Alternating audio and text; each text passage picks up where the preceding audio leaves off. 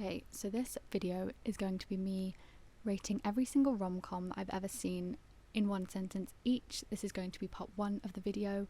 Now this video, very much like the other video on my channel, which is rating every classic book I've ever read, was inspired by the wonderful Lena Norms. I will link her original video in the description.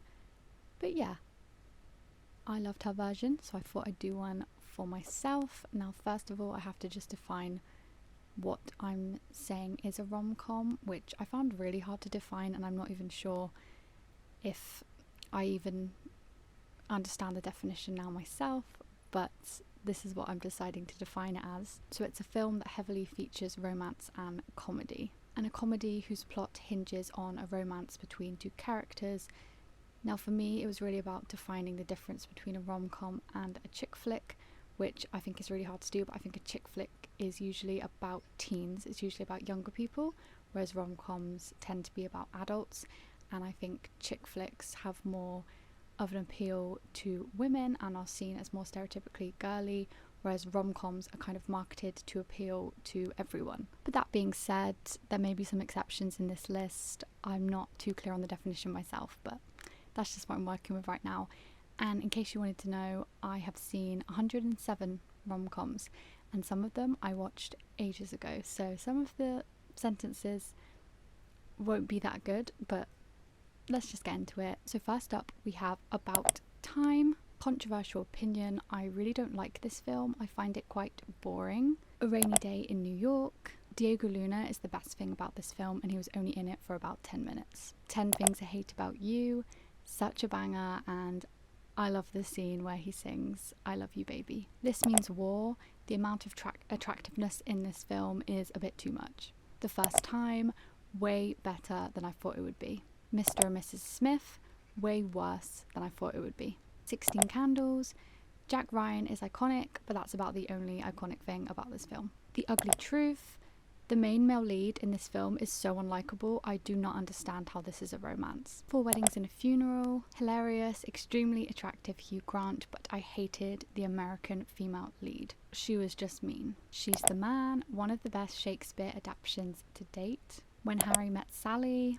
Probably better if you're of a certain generation. Not really for me. Flipped. So wholesome, so heartfelt, endlessly rewatchable. Crazy Stupid Love, the best rom-com I've ever seen, hands down. Notting Hill, this did not live up to the hype. Just go with it, loved it as a kid, but as an adult the comedy is just awful. The Proposal, submissive Ryan Reynolds, yes please. My Big Fat Greek Wedding, so good and funny, just makes me smile.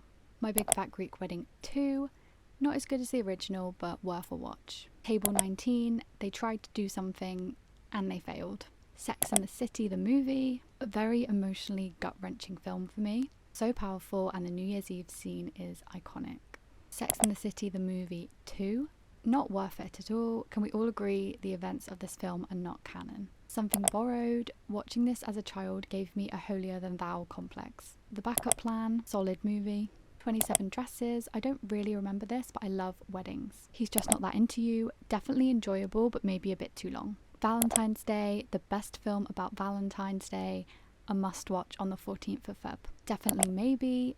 How did Ryan Reynolds get so many women? The 5-Year Engagement, this felt like it went on for 5 years. Rumour Has It, this film made me feel uncomfortable. Tamara Drew, terrible, sorry, but terrible. Leap Year, love the premise, and it was very well executed. What to Expect When You're Expecting, I don't know what I was expecting, but probably something a bit better than that. The Family Stone, all the characters were fun, but the plot was wanting. Bridget Jones's Diary, so good, please watch this film. Bridget Jones, The Edge of Reason, I don't know how, but they made another film just as good as the original. Bridget Jones's Baby, Hugh Grant is not in this, which means it is not worth it.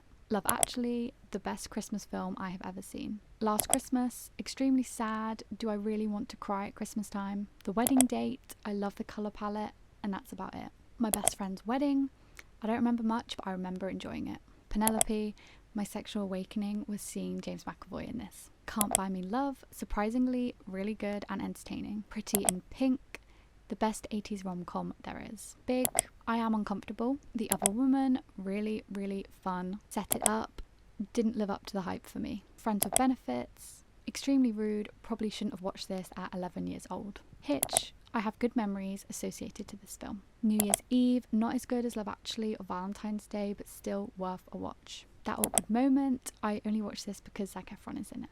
Confessions of a Shopaholic, unmatched, so good, and the fashion is 10 out of 10. How to Lose a Guy in 10 Days, such a good movie. I am so attracted to both Kate and Matthew. Just My Luck, I love Chris Pine and this movie.